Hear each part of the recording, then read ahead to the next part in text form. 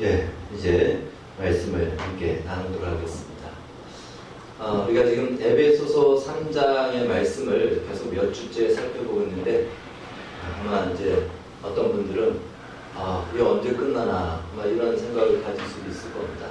이제 거의 다 끝났으니까 여러분들이 좀 집중해서 이 말씀을 마무리를 잘 하시면 됩니다. 다음 주까지면 이제 우리가 이 본문을 가지고 마무리를 하도록 하겠습니다. 이 에베소 3장 14절에서 19절의 말씀은요, 에베소 교회 성도들을 위한 바울의 기도입니다.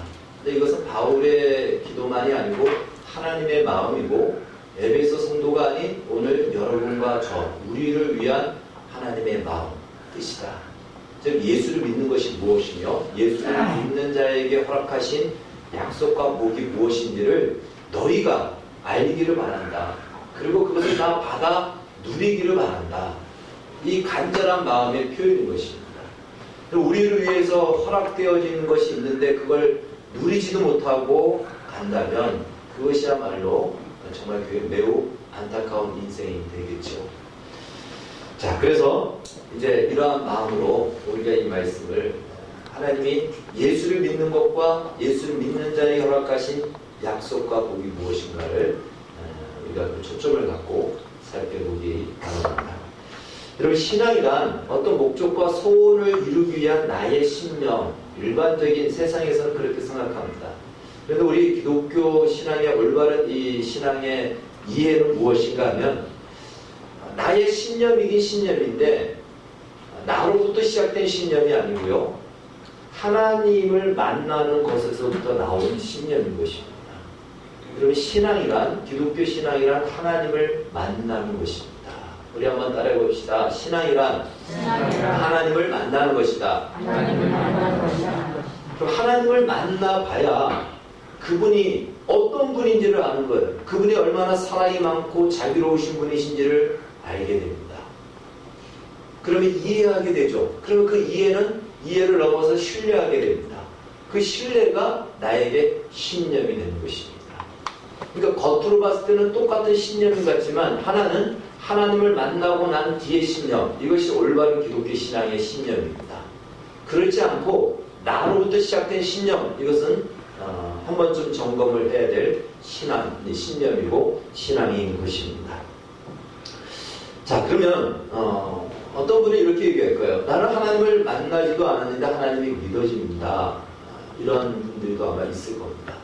이런 경우는요, 나는 만나지 않았는데 그분이 내게 오신 거예요. 그분이 내게 온 겁니다. 마치 친구가 오기로 했는데 내가 잠시 자리를 비웠는데 친구가 왔다가 간 거예요. 어떻게 할까요? 붕어빵을 사다 놓고 왔어요. 왔다 갔구나. 그렇게 아는 겁니다. 그러면요, 왔다 간 것은 분명한데 그 이상은 아무것도 없다는 거예요. 즉, 내가 하나님을 만나지 않으면 주님이 나에게 온 것은 사실인데 그 이상은 없다는 겁니다. 우리 신앙의 부요함을 누릴 수 없는 것이에요. 그분을 만나야 그분이 머리가 곱슬인지, 또 그 눈 색깔이 어떤 색깔인지, 그 손을 만져봐야 그 손의 촉감이 어떤지도 우리가 생생하게 알죠. 만나지 않고서는, 말로만 들어서는 확신할 수가 없는 것입니다. 그래서 신앙은 하나님을 만나는 것, 조우하는 것, 여기서부터 시작된다라고 볼 수가 있습니다. 또 한 번 만나서 다 할 수 있을까요? 한 번 만나서 다 할 수가 없습니다. 그런데 우리나라 사람들을 보면요, 미국에 한 번 갔다 온 사람하고 우리 이제 집사님들처럼 30년 살다 온 사람하고 누가 미국에 대해서 더 많이 아는 것 같을까요? 한 번 갔다 온 사람이 더 많이 아는 것처럼 얘기합니다. 그렇죠? 원래 군생활도 마찬가지입니다. 네. 이제 한 2, 3년 갔다 온 사람은 막 군대에 대해서 별의별 얘기 다 해요. 근데 10년, 20년 한 사람은 아무 얘기 안 합니다. 네. 제가 보니까 좀 그래요. 한 번 갔다 오니까 인상이 너무 깊은 거죠. 그래서 너무 많은 것들을 이야기하고 이렇다 저렇다 얘기합니다. 신앙생활도 마찬가지입니다. 하나님을 한 번 만나면요, 한 번 만나고 난 뒤에 그것이 너무 극적이고 너무 새롭고 새로운 세상이다 보니까 마치 하나님을 다 아는 것처럼 얘기합니다. 그런데 태어날 때부터 예수를 믿고 못된 신앙으로 자란 사람은 뭐 특별한 것도 없고 심심합니다. 그냥 뭐 만났는지 안 만났는지도 모르는 것 같아요. 근데 그 사람은 하나님의 살아계심과 그분을 신뢰하고 사는 것이 그냥 일상입니다. 바로 그와 같은 거죠. 그래서 하나님을 만나더라도 한 번 만나서는 안 되는 것입니다. 한 번 만나서 다 알 수가 없습니다. 여러분 부부로 수십 년을 살았는데 어떻게 좀 그 배우자를 다 이해가 됩니까? 이해가 돼서 받아들여집니까? 아니면 체념해서 받아들입니까? 체념하죠. 다 알 수 없어요. 한 사람을 아는 것도 수십 년을 살아도 다 알 수 없는 것이 우리의 인간의 모습인데, 우리 하나님 천지를 창조하시고 우주의 만물의 주인 되시고 우리를 위하여 그 아들을 내어주시기까지 한 그분의 그 속은 어떤 것인가? 우리가 그것을 다 해야 된다는 것은 정말 불가능할 겁니다. 일평생을 거쳐서 우리는 그것을 알아가야 될 것입니다. 그것을 오늘 하나님의 모든 충만하심으로 충만케 하는 것이다, 이렇게 이야기하는 거죠. 그래서 사도 바울은 이렇게 얘기를 합니다. 그 주님께서 나에게 주시는 그 충만함이 얼마나 크고 놀라운지, 그것은 내가 평생을 채우고 다 채울 수 없기 때문에, 그가 말하기를 빌립보서 3장에서 이렇게 얘기하죠. 내가 이미 얻었다 함도 아니고 지나간 것은 아예 생각하지도 않고 앞에 있는 것들을 향해서, 표들을 향하여서 주께서 부르시고 허락하시고 주시기로 한 그것을 향하여서 그것을 채우는 것만으로도 너무나도 버거울 정도로 많아서 앞을 향하여 나아간다라고 그렇게 고백을 한 것을 보게 됩니다. 그래서 우리가 하나님을 알아가는 것도 사람도 마찬가지죠. 이 사람이 진실한 사람이다 라고 알았는데 시간이 갈수록 보니까 더 진실한 거예요. 그러면 그 사람에 대한 진실에 대한 강도가 더 깊어지듯이, 하나님을 만난 것도, 우리가 한번 만난 것도 극적이지만 그 하나님이 얼마나 깊으신 분이시고 넓으신 분인지를 아는 것에 대한 강도도 깊어지고 넓어집니다. 그리고 그분의 일하심이 얼마나 다양하고 기묘하고 지혜로운지도 살아가면서 더 많이 경험하고 알게 되는 것입니다. 그래서 하나님을 만나는 여기서부터 우리의 모든 신앙의 진짜가 시작되어지고 우리에게 허락된 약속된 복을 우리가 받게 된다는 것입니다. 놀라운 것은요, 하나님과의 만남은 한 번 만나고 또 만났는데도 불구하고 가슴이 뛰입니다. 그리고 새롭습니다. 조금 전에 만났고 또 만났는데도 또 가슴이 뛰고 새롭습니다. 여러분 이것을 경험해야 됩니다. 우리 사람들과의 만남, 특별히 남녀 간의 만남, 처음 만났을 때는 정말 가슴이 막 뛰죠. 그렇죠? 경험하지 못한 얼굴을 지으시면 안 됩니다. 그렇지 않습니까? 막 뛰잖아요. 보기만 해도 가슴이 뛰고. 그런데 이제 수십 년 지나다 보니까 어떻습니까? 그냥 그저 그렇죠. 처음 만났을 때 그 긴 생머리에 뿅 갔는데 시간 지나면서 생머리인지 단발인지 기억이 안 납니다. 네. 그리고 지금 어떤 머리인지도 물어보면 답을 못 합니다. 우리의 만남은 그래요. 그런데 하나님과의 만남은요, 이상하게도 만났는데도 또 만나면 가슴이 뛰어요. 그리고 새롭습니다. 이 만남이라는 것이죠. 근데 우리 보통 사람들이 이 만남을 경험하지 못하면 예배를 하나님의 만남으로 생각합니다. 물론 예배는 하나님과 우리가 공적으로 만나는 만남입니다. 개인적이고 사적인 만남을 말하는 거죠. 이 예배를 2시간, 3시간 한다고 하니까 얼마나 까마득합니까? 그렇지 않아요. 하나님과의 만남은 이런 만남이 아닙니다. 만날수록 깊어지고 만날수록 새롭습니다. 이건 경험해보지 않으면 정말 어렵습니다. 마치 사랑을 경험하지 못한, 사랑해보지 않은 사람이 사랑에 빠진 사람을 이해할 수 없는 것과 마찬가지예요. 여러분 사랑에 빠지면 어떻게 됩니까? 하루 종일 데이트를 했어요. 그리고 한밤중에 집에까지 데려다 줬습니다. 하루 종일 밤에까지 만났어요. 집에 가서 또 전화 들고 4시간을 통화합니다. 그게 이해됩니까? 돈을 주고 하라고도 못하죠. 그러나 사랑하지 않은 사람은 모르지만 사랑에 빠진 사람은 그 시간도 짧습니다. 근데 그것이 결혼하면 끝나죠. 우리의 인생 속에서는 끝납니다. 하나님과의 만남은 그렇지 않다는 거예요. 그럼 그래서 이 만남을 우리 인생 속에서 경험해야 됩니다. 이것은 우리에게 약속된 복입니다. 더 많이 만나시고 더 깊이 만나는 이 만남의 은혜, 이 복이 있기를 주의 이름으로 축원합니다. 지금까지 우리가 에베소서에서 살펴본 것, 계속 이 바울이 기도한 것, 속사람이 강하여지고 그리스도를 모시고 지식에 넘치는 그리스도의 사랑의 그 크기를 아는 것, 그래서 중요해요. 무엇을 위해서 이렇게 되기를 원하는가? 오늘 그 결론을 바울이 얘기합니다. 왜 이렇게 되기를 원하는가? 하나님의 모든 충만하심으로 너희들이 충만해지기를 바라기 때문이다. 여러분, 신앙의 모든 것은 여기까지 가야 됩니다. 우리가 기도하고 체험하고 응답받고 기적을 경험하고 봉사하고 또한 섬기고 전도하고 말씀을 공부하고 이 모든 것은요, 여기까지 가야 돼요. 이것이 우리의 목표고 방향인 것입니다. 하나님의 모든 충만하심으로 충만해지는 데까지 가야 되지, 여기까지 가지 않고 이어지지 않으면 이것은 왜곡될 수밖에 없습니다. 그래서 형식주의가 나오고요, 비복주의가 나오고요, 신비주의가 나오고 강종주의가 나오는 거예요. 기독교의 폐해가 나오는 것입니다. 하나님의 충만하심으로 충만해지는 데까지가 우리의 목표고 목적입니다. 거기까지 가야 됩니다. 하나님의 모든 충만하심으로 너희가 충만해지기를 원한다. 그래서 앞서 말씀드렸듯이 바울은 이 충만한 것을 일평생을 통하여서 경험해도 다 담지 못하기 때문에 뒤를 돌아볼 겨를이 없다는 거예요. 앞만 보고 갈 수밖에 없는 거예요. 채워도 다 채울 수 없을 만큼의 충만하기 때문에. 여러분, 그런데 우리가 과거를 돌아보는 것은 우리 자신을 돌아보기 위해서는 필요하지만 추억하는 것은요, 이제 나이가 들면 추억을 많이 하잖아요. 그럼 뭘 얘기하죠? 현재가 없다라는 거고, 미래가 없으니까 자꾸만 과거의 것만 추억하는 겁니다. 바울은 그럴 겨를이 없다라는 거예요. 추억할 겨를이 없을 만큼 하나님의 충만함이 늘 새롭게 쓰나미처럼 밀려오니까 그 충만함을 향하여 나아가는 것, 일평생을 거쳐서 그 충만함으로 채워지는 것, 이것이 우리에게 허락된 복이요, 약속이라고 바울이 가르쳐 주고 있습니다. 그런데 우리는 얼마나 자주 그 중간에 머물러 버리는지 몰라요. 이 정도면 됐다, 그냥 멈춰버립니다. 더 큰 하나님의 충만하심을 우리는 거부합니다.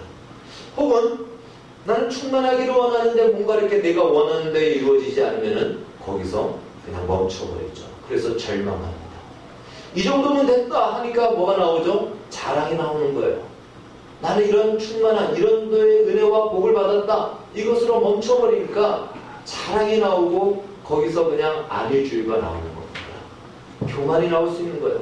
어떤 경우에는 내가 원하는 것이 채워지지 않은 것으로 그냥 거기서 그쳐버리니까 체념하고 절망하는 겁니다. 그렇지 않습니다. 자랑할 겨를도 없어요. 그 충만함이 다 담을 수 없을 만큼 너무나도 높고 풍성하기 때문에 그렇습니다. 그래서 그것을 향하여 나아가는 것, 이것이 하나님 우리를 부르신다라고 말씀하고 있습니다. 자, 그렇다면 이제 중요한 것은 이것이죠. 하나님의 충만함이 무엇인가? 도대체 바울이 이렇게 목표하고 기도하고 간절히 원했던 하나님이 오늘 우리에게 주시기를 원하는 이 하나님의 충만함이란 무엇인가? 이것을 우리가 알아야 될 것입니다. 먼저 우리가 기억해야 될 것은 오늘 성경에서 말하고 있는 하나님의 모든 충만함이다 라고 하는 이것은요, 어떤 황홀한 지경에 이르는 것이 아니에요. 뭔가 우리가 신비한 그 세상을 향하여 들어가는 것이 아닙니다. 아주 24시간 예수님만 생각나고 죄는 생각도 안 나고 어제 영적인 기운이 막 임하는 것 같고 세상을 초월하여 구름 위에 올라가는 것 같은 이런 것은 아닙니다. 여러분, 이렇게 이해하고 있다면 이것은 아주 제한적으로 이해하고 있는 것입니다. 하나님의 충만함, 우리 기독교 안에 이런 요소가 있지만 이것으로 이야기하는 것은요, 그것은 바로 주술 종교나 혹은 다른 마약을 하는 경우에는 이런 증상이 나타나죠. 마치 새로운 세상이 눈앞에 펼쳐지는 것 같은, 이걸 하나님의 충만한 은혜로 그 세계에 들어가는 것으로 이해해서는 안 된다는 것입니다. 그럼 하나님의 모든 충만함으로 충만해진다는 이 말은 하나님의 것을 우리에게 채우는 거예요. 그렇죠? 하나님의 모든 충만함이란 하나님이 가지고 있는 것으로 우리를 채우는 겁니다. 이것이 하나님의 것으로 우리를 충만케 하고 채워가는 것입니다. 그렇다면 하나님의 것을 우리에게 채운다라고 했을 때 제일 먼저 여러분들은 무엇을 하나님의 것을 내 것으로 채우고 싶습니까? 제일 먼저 아마 전능함, 하나님의 능력 이런 것들을 생각할 겁니다. 하나님의 힘. 그러나 하나님은 전능자시고요, 창조주이시고요, 그분은 우리와 다른 신이시죠. 그래서 그분만이 가질 수 있는 것, 그것은 능력과 힘입니다. 그것을 우리와 공유하지는 않습니다. 우리가 생각해야 돼요. 근데 우리는 하나님의 충만함이란 뭔가 하나님의 초월적인 힘과 능력으로 우리가 채워지는 것으로 생각합니다. 그래서 마치 갑자기 우리가 가끔씩 영화에 보면은 헐크 같은 사람이 확 일어나서 초인의 힘을 발휘하듯이 그렇게 생각하는데 그렇지 않아요. 여러분, 하나님이 가지신, 하나님만이 가지고 있어야 될 그 능력은 하나님만이 가지고 있습니다. 우리와 같이 나눌 수 있고 우리에게 채우시고자 하는 것은 무엇인가 하면 그것은 하나님의 성품입니다. 소위 우리가 얘기하는 성령의 열매입니다. 사랑과 희락과 자비와 양성과 오래 참음과 온유함과 이런 것으로 우리를 채우는 거예요. 이런 것으로 우리 안에 가득 찬 것, 이것이 하나님의 모든 충만함으로 충만케 되는 것입니다. 바로 오늘 본문에 나오는 충만이란 이것을 말하는 것이지 다른 것을 말하지 않습니다. 하나님이 어떤 분인지를 우리에게 가장 잘 보여준 분이 있다면 예수님이십니다. 요한복음 1장에서 바로 어느 때나 하나님을 본 사람은 없을 때 아버지 품속에 있는 그 예수님이 독생자가 아버지의 영광을 우리에게 보여주었다. 말씀이 육신이 되어 우리 가운데 거하심에 우리가 보니 은혜와 진리가 충만하더라. 다른 말로 예수님께서 하늘 아버지와 함께 있던 그 영광과 충만을 가지고 이 땅에 오셔서 우리의 마음과 우리의 인생을 거처지로 삼아서 그 영광과 충만을 우리에게 채우시고자 이 땅에 오셨다는 것입니다. 그래서 바로 이 충만은 주께서 우리에게 거하신다, 우리 가운데 오셨다, 우리 가운데 오신 그것은 우리 가운데 잠시 방문한 것이 아니고 하나님의 것이 우리의 것이 되게 하기 위해서 우리 안에 머무르신다라는 이 뜻인 것입니다. 우리가 예수를 믿는다라는 표현은요, 바로 내 안에 오신 예수님을 주인으로 모시는 것입니다. 그분은 우리가 기억해야 될 것은 주인으로 오셨지 하인으로 오시지 않았다는 것입니다. 그런데 우리는 많은 경우가 그분을 하인으로 취급을 할 때가 많습니다. 내가 원하는 것을 이루어주는 능력과 힘만 발휘해주는 그 하인으로 생각할 때가 많이 있는데, 충만이란 그분을 하인으로가 아닌 주인으로 여기고 섬기고 모시고 사는 것이 바로 충만한 것입니다. 그래서 예수님이 오셔서 우리 안에서 하시는 일이 있어요. 그것은 바로 우리로 하여금 하나님의 성품이 우리의 성품이 되게끔, 예수님이 하시는 일이 우리가 하나님을 닮게끔 하는 것이 예수님이 오셔서 하시는 일입니다. 우리는요, 어쩌다가 한 번씩은 그렇게 할 수 있어요. 어쩌다 한 번씩은 우리는 오래 참을 수 있고요, 온유할 수 있고요, 양보할 수도 있고 절제할 수도 있습니다. 그런데 그 어쩌다가 한 번이 아니고 그 진심이 어쩌다가 아니고 우리의 고정된 진심, 우리의 인격, 우리의 삶의 원리, 그것이 우리 자신이 되게끔 하기 위해서 예수님이 우리 안에서 그 일을 하신다는 것입니다. 가끔씩 우리가 집회나 예배 가운데 가면은 뭔가 신령한 영적인 기운으로 이렇게 잠기는 듯한 그런 은혜를 받을 때가 있습니다. 그런 은혜가 있어요. 마치 대박이 나듯이 한 번에 그 은혜가 우리 가운데 충만히 부어질 때가 있습니다. 그러나 여러분, 이것만을 충만으로 생각하는 사람들이 있는데 이건 아주 일시적이고 수동적인 충만입니다. 오늘 성경이 말하고 있는 모든 충만으로 채워지기를 원한다는 것은요, 이러한 일시적인 어떤 체험이 아니고 하나님의 충만히 채워지는 삶의 자리는 이런 예배의 자리만이 아니고 실제적으로는 치열한 우리의 삶의 자리입니다. 그곳에서 채워가고 완성해 가서 한 번 부었다가 쏟아지면 없어지는 것이 아니고 부어도 쏟아 부어도 없어지지 않는 완성되어져가는 그 충만, 그것은 우리의 삶의 현장에서 이루어진 것입니다. 여러분, 우리가 살아가는 삶이 얼마나 이 세상이 치열한지 모릅니다. 오늘 이 시대에는 정신 차리지 않으면 눈 뜨고도 코 베어가는 세상입니다. 그러면 치열한 세상에서 우리가 정신을 차리지 않으면 우리는 이 세상의 함정에 빠질 수밖에 없습니다. 거기서 우리는 내가 왜 살아야 되는가, 무엇을 위해서 살아야 되는가를 늘 우리는 염두하고 기억해야 됩니다. 오늘 영상에 봤듯이 저 선교사님이 어릴 때부터 무엇이 가치 있는가, 이것을 위해서 자신의 그 의학의 그 모든 기술을 기꺼이 가치 있는 곳으로 살고 있습니다. 누구나 다 아프리카 선교사 가야 된다, 그 얘기가 아니에요. 우리 인생 속에서 가치 있는 삶의 영역들이 각각 하나님께서 다양하게 주실 때가 있습니다. 그걸 우리가 추구하고 붙잡지 않으면 우리는 세상에 놓은 함정에 우리는 빠질 수밖에 없습니다. 이 세상은 가만히 있게 놔두지 않습니다. 우리가 가만히 있으면 우리는 이 세상에서 뒤처질 수밖에 없습니다. 그래서 우리는 이 세상 속에서 늘 선택하고 결정해야 됩니다. 그런데 가만히 있다가는 세상이 놓은 함정, 세상이 무엇을 함정을 놓았을까요? 이렇게 놓죠. 성공 이코로 행복이다. 세상은요, 성공은 행복이다. 이것이 그들이 놓은 함정입니다. 그래서 많은 세상 사람들은 이 프레임에 갇혀서 지금도 그렇게 살아가고 있어요. 성공해야 행복하다라는 것이에요. 그럼 반대로 무엇이죠? 성공하지 않으면 별 볼 일 없는 인생이고 행복하지 않은 인생이라는 거예요. 이건 거짓된 세상의 덫입니다. 성경은 우리에게 그렇게 가르치지 않습니다. 성경은 우리에게 그것이 아니에요.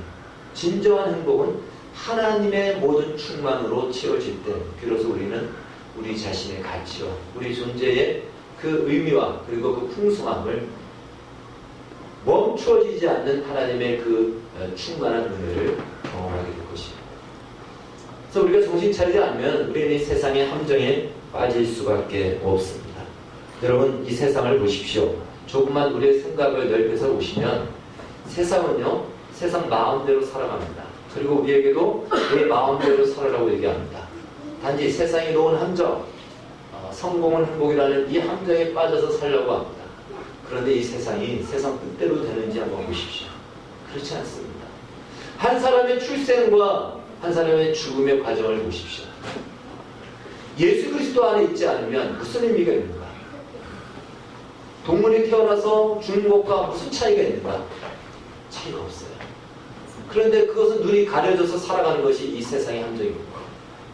세상 마음대로 사는 것 같지만 이 세상은 하나님의 통치와 다스림 속에서 이루어지고 있다는 사실입니다. 그래서 우리는 이 정말 바쁘고 정신없는 세상에서 늘 점검해야 될 부분이 있죠. 나는 무엇을 위해서 살아야 되는가? 어떻게 살아야 되는가? 이 부분을 놓치지 말아야 됩니다. 물론 우리는 태생적으로 하나님이 말씀하면 꼭 반대적인 청개구리 속성을 가지고 있습니다. 그래서 우리가 아무리 마음을 먹어도 우리는 분명히 삼천포로 빠집니다. 가다 보면 또 엉뚱한 길로 갑니다. 그걸 주님이 다 아십니다. 그것 때문에 우리가 그렇게 살 마음조차 갖지 않으면 그건 매우 위험합니다. 그래서 우리는 이 시간 제가 권면하고 말씀드리는 것은 우리 자신을 묶어야 됩니다. 무엇을 묶어야 되느냐? 배가 우리가 정박하면은 떠내려가지 않도록 그 닷을 내려서 이렇게 묶죠. 그러듯이 우리 자신을 묶어야 돼요. 묶지 않으면 우리는 삼천포로 빠져서 엉뚱한 길로 가게 됩니다. 근데 묶어놓으면 어느 정도 가다가도 더 이상은 못 가는 거예요. 그 작업이 오늘 우리에게 필요하다는 것이죠. 하나님의 모든 충만함으로 우리를 채워가기 위해서 우리가 가장 먼저 해야 될 작업, 나를 묶는 작업입니다. 여러분, 이 묶는 작업이 무엇일까요? 이것이 바로 하나님을 만나는 것입니다. 만나셔야 돼요. 여러분, 만나셔야 돼요. 어떻게 만날까요? 옛날에 제가 어렸을 때만 해도 우리 고향에서도 토끼를 잡으려면 겨울에 토끼가 다니는 길에다가 옥로를 놓습니다. 올가미. 왜? 토끼는 다니는 길만 다녀요. 그래서 그리로 지나가다가 그냥 목은 들어가는데 몸이 안 일어나서 걸리는 거예요. 여러분, 누군가를 만나려면 그 사람의 움직이는 그 동선을 파악해서 그때 가서 만나는 거죠. 남자분들은 옛날에 연애할 때 일부러 그 어떤 그 여자, 자기가 사랑하는 여자가 다니는 길을 파악했다가 일부러 모르게 거기 우연히 지나가는 것처럼 해서 딱 만나고 아무도 안 그런 것처럼 그러지 마십시오. 그렇게 하지 않습니까?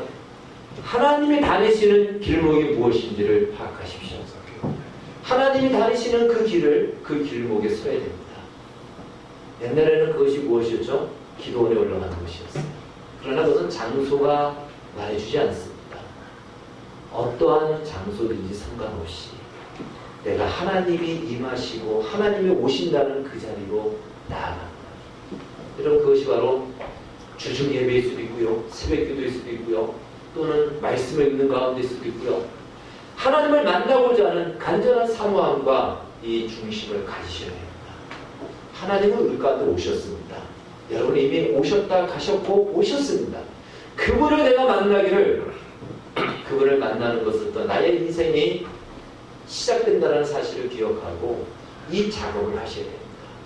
그분이 다니는 길이 어딘지를 잘 파악해서 제발 나 좀 만나 주십시오. 여기서부터 나를 묶는 작업입니다. 거기서부터 하나님의 모든 충만함이 우리에게 채워질 것입니다. 삶의 모든 영역과 우리의 삶의 자리, 이런 예배의 자리만이 아니고요, 내가 살아가는 삶의 자리, 판단하고 선택해야 되는 그 자리, 그곳에서 내 안에서 예수 그리스도가 주인이 되게 하는 이 작업을 하셔야 됩니다. 그곳에서 하나님은 어떻게 일하시는지, 하나님은 어떻게 나에게 말씀하시는지를 들으셔야 되고 만나셔야 됩니다. 그럴 때 우리는 하나님과의 만남 속에서 하나님의 충만함이 우리의 것이 될 것입니다. 지속적으로 채워지다 보면은 나중에는 거꾸로 뒤집어도 쏟아지지 않는 나의 살이 되고 나의 피가 될 것입니다. 그분이 내 안에 들어와서 일을 하기 시작합니다. 그러다 보면은 나와 그분과의 공집합이 생기죠. 그래서 그 공집합이 점점 커져서 나중에는 뭐가 나고 뭐가 예수님인지 모르는 그 상태, 그것이 바로 충만한 것입니다. 여러분, 야구 선수가 이 투수가 공을 던지면은 그 공이 던져서 이렇게 포수까지 오는 데가 거의 0.4초 정도밖에 안 된다고 합니다. 굉장히 빠르죠. 그러면 그렇게 빨리 오는 공을 타자가 판단하고 쳐야 되는 것은 얼마나 더 빨라야 되겠습니까?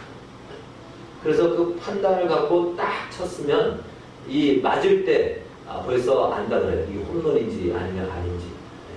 그 느낌이 온다고 합니다. 그럼 여러분, 그 느낌이 손의 느낌입니까? 머리의 느낌입니까? 발의 느낌입니까? 표현상 이 손감이라고 그러죠. 그러나 그 느낌은 머리를 느끼죠.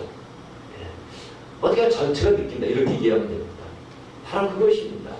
예수님이 내 안에 오셔서 그 영역이 넓어지면요, 이게 난지 예수님인지 모르는 그것이 바로 충만합니다. 내가 판단하고 선택하는 것이 자연스럽게 예수 그리스도의 그 가치와 또 그분이 명령하시는 것을 쫓아가는 인생으로 살아가게 됩니다. 그것이 바로 충만함의 복인 것입니다. 여러분, 이러한 소원의 마음을 가지셔야 돼요. 하나님과의 만남의 어떤 소원과 이런 충만함을 내가 이 땅에서 누리고 싶다라는 그 마음을 가지셔야 됩니다. 이런 마음이 없는 상태에서는요, 어디 가서 나 예수 믿는다라고 말하지 마시고 이렇게 얘기하십시오. 남녀호령교라고. 그래야 세상 사람들이 이렇게 얘기할 거예요. 그렇지, 교회 다니고 예수 믿으면 저렇지 않아. 무슨 말인지 알겠습니까? 네. 교회 다니면 저렇지 않아. 그런 말을 들어야 될 정도라면 그거 좀 심각하죠. 그러니까 교회 다닌다 그러면 안 되고 남녀호령교라고 이렇게 얘기하는 거예요. 이런 소원을 가지십시오. 선한복자교회 유기성 목사님이 자주 쓰는 말 중에 이런 말이죠. 나는 죽고 예수로 산 사람. 이거 오늘 본문을 얘기한다면 하나님의 모든 충만으로 충만해지는 겁니다. 나는 죽는다는 걸 너무 어렵게 생각하지 마십시오. 예수님이 내 안에 계시는데 그분을 하인으로 생각하지 마시고 주인으로 생각하는 겁니다. 주인으로 생각한다는 것은요, 바로 이것입니다. 이제 그분만이 나의 인생의 가치를 정한다는 거예요. 그분이 정한 가치만이 나에게 가치 있는 거예요. 그분이 싫어하면 그 가치 없는 겁니다. 나도 싫어하는 거예요. 그분이 좋아하는 것, 그것이 나에게 가치 있는 것입니다. 이것이 바로 주님을 주인으로 모시어 사는 것이고, 나는 죽고 예수로 사는 것이며 하나님의 모든 충만으로 충만해질 것입니다. 이 은혜 마침내 시간이 갈수록 더 채워지고 더 완성되어져서 충만한 자리까지 우리 평생에 걸쳐서 하나님의 것이 나의 것이 되어지는, 세상에서 자랑할 수 있는 것은 무엇이죠? 세상은 성공만 자랑합니다. 성공만 그래서 주려고 해요. 세상이 주는 것으로 우리에게 주지 않습니다. 주님은 세상이 줄 수 없고 세상이 어떻게 할 수 없는 것, 하나님의 거룩한 것을 우리에게 주십니다. 그것이 충만한 거예요. 그래서 하나님은 우리로 하여금 이 충만을 채우시기 위해서, 충만한 자리에 우리를 부르시기 위해서 당신의 능력을 발휘하신다는 사실을 기억하십시오. 이 충만함을 채우시기 위해서 당신의 그 위대한 역사와 세상과 사람을 다스리시고 기적을 베푸신다는 사실을 기억하십시오. 그런데 우리는 우리의 초점이 어디에 있죠? 그분의 능력과 그분의 기적에 우리의 초점이 있는데, 하나님은 그것은 하나의 수단이고 방법이고, 정말 채우려고 하는 것은 하나님의 모든 충만으로 충만케 되어지는 것입니다. 하나님과 같은 그 자리에 우리가 오기를 주님은 원하시는 것입니다. 우리의 시선과 초점을 바꾸셔야 됩니다. 그분의 능력은 얼마든지 하나님이 동원할 수 있습니다. 그것을 위해서는 이 세상에 정세도 바꾸시고 역사도 바꾸십니다. 기억하십시오. 우리의 초점이 바로 하나님이 우리에게 채우시고자 하는 이 충만함을 기억하시고 그것을 목표로 삼으시고, 그래서 오늘도 내 안에서 이것이 나의 것이 되기 위해서 일하시는 예수님을 무시하지 말고 그분의 명령에 순종하는 것이 나의 기쁨과 또 나의 즐거움이 될 때까지 애쓰셔야 됩니다. 가끔씩 이런 분들이 있죠. 그런데 하나님이 나의 진심으로 기도했는데 들어주시지 않아요. 만나주시지 않아요. 그때 하나님은요, 그것이에요. 그 진심이 목적을 위한 수단이 되는 것을 하나님이 싫어하십니다. 여러분, 우리의 진심이 내가 원하는 것을 이루기 위한 방법이 되는 것을 하나님은 싫어하십니다. 진심이 우리의 본질이 되기를 원합니다. 그래서 하나님은 기다리시는 거예요. 마치 대나무를 꺾으려면, 대나무를 이렇게 키우려고 하면은, 구부러뜨리려고 하면은, 그걸 한 번에 구부리면 부러집니다. 그래서 이렇게 구부러진 상태에서 오랫동안 고정해놔야 대나무가 구부러진 상태로 모양이 가는 거예요. 하나님이 우리의 진심으로 나올 때, 한 번 진심을 보였는데 하나님이 응답하지 않는다고 실망하지 마십시오. 그 진심이 계속적인 진심이 돼서 내 삶의 본질이 될 때까지, 나의 인격이 되고 내 삶의 태도가 될 때까지 하나님은 기다리십니다. 그리고 그 진심에 하나님은 반드시 응답하십니다. 이 사실을 기억하시고 하나님의 그 충만함으로 완성케 되어지고 충만케 될 때까지 그것을 우리의 인생과 우리의 삶의 목표로 삼으셔서 오늘도 달려가기를 힘쓰시는 우리 모두가 되어지기를 주의 이름으로 축원합니다. 기도하겠습니다. 주님 감사합니다. 하나님의 모든 충만하심으로 우리를 충만케 하시기를, 이것을 위해서 역사와 세상을 다스리시고 또 기적을 베푸시고 그 전능함을 나타내시는 하나님의 마음과 뜻을 우리가 배웠습니다. 우리는 그 능력과 그 기적에 초점이 맞춰져 있지만 주께서는 우리가 하나님의 것으로 충만케 되는 것에 하나님의 초점이 맞춰져 있습니다. 이 사실을 기억하여 하나님, 우리 남은 생애가 하나님의 모든 충만으로 충만케 되어지는 이것을 목표로 삼고 부단히 애쓰고 힘쓰는, 이를 위해서 우리 자신을 묻고 나아가는 우리 모두가 되게 하여 주시옵소서. 예수님의 이름으로 기도하옵나이다. 아멘.